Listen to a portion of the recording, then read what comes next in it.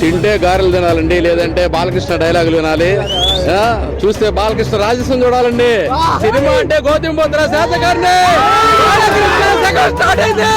జై బాలయ్య, జై బాలయ్య, జై బాలయ్య, జై బాలయ్య.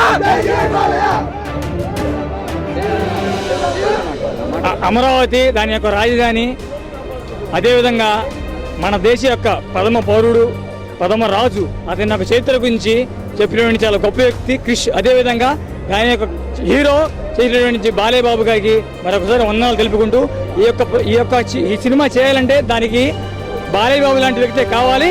ఇక ఎటువంటి వ్యక్తి కూడా ఈ సినిమాని చేయలేడు. జై బాలయ్య.